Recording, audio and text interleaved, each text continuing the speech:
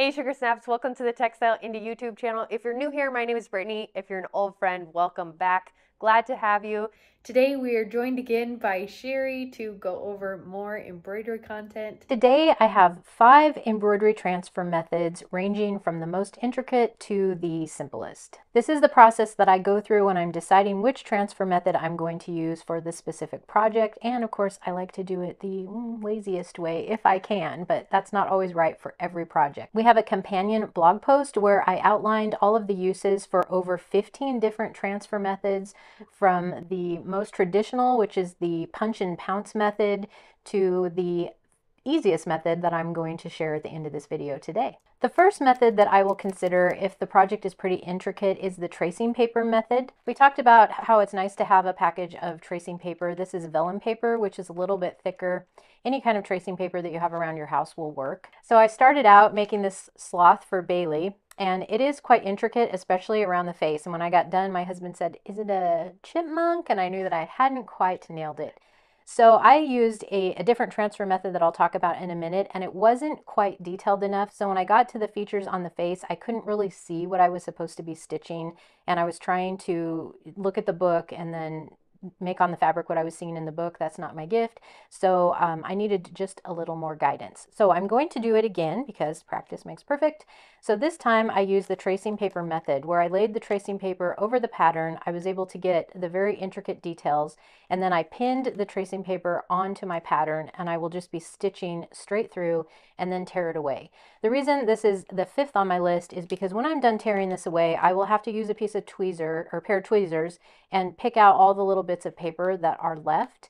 And that's a little bit tedious, but I'm going to get a much better version of this little sloth face on my second try. So next up we have Iron-On Stabilizer, which you can iron onto your material and then transfer the design right onto this material, then stitch through that, and at the end it will wash out once you run water over it. This works best on thicker fabrics that aren't going to be ruined by getting wet, so you would probably avoid using this on a silk fabric or something that's really fine, something that's going to be destroyed by water. But here I have linen, and I'm doing this sampler. I transfer the design onto the stabilizer once I had applied it to the fabric, and now I have all of the details that I need to be able to do my embroidery project. Next up we have transfer paper. This happens to be white. You can get it in almost any color, yellow, black, online. And also when you buy transfer paper, it often comes with a set of these stylus tools, which just have little nibs at the end.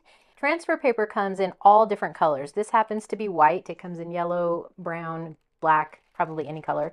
And the way you use this is you lay the paper down on top of your fabric. I'll mention this is a method that I use with dark fabrics, and it's usually the only method that you have available to you because you want something light. And you just do it by taking the stylus and you go over your pattern, tracing over it, and it leaves a white chalky line. Another reason this is not my favorite method is because over time, and I tend to take a long time to get my projects done, this tends to start to just rub off a little bit. And this is what I used on the first sloth. So when I was transferring the details from the face, by the time I got to the face, which was the last thing in the project, they had just kind of faded and I couldn't quite tell where I was headed. So it is very useful for certain projects, and so I do like to keep this handy, but it's not my first choice. Next up, we have the window or lightbox transfer method, where you take a design like this sampler, you tape this to a window using Scotch tape or something that's going to come off easily. Tape it up on your window. Obviously, you want it to be daytime so that there's light coming in through the paper. Use a thin piece of paper, and then you will put your fabric over top of that design. It'll be hanging up like this, and you'll transfer all of the designs onto your fabric using that lightbox kind of system. I found this online from a wonderful embroidery teacher, and I will link to it because she also includes videos for each of these stitches. This is a great sampler. I'm having a lot of fun with this one, so we will definitely link to it in the description. And finally, my favorite method, if possible, is to use the iron-on method.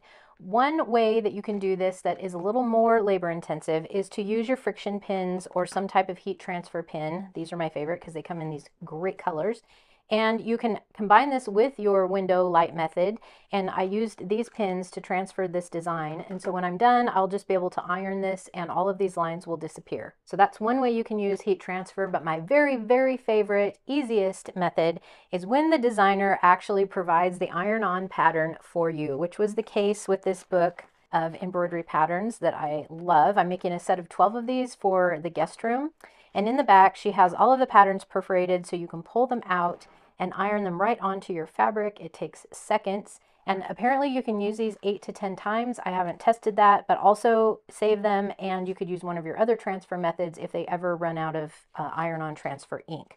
So that is probably the fastest way to get started, but of course you have to purchase the book, or it has to come from a designer that has provided that method.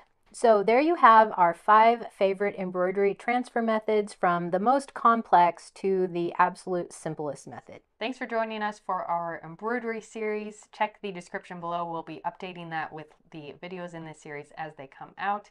And check the community tab for updates there as well. Thanks for being here. Until next time, happy making. See you later. Bye.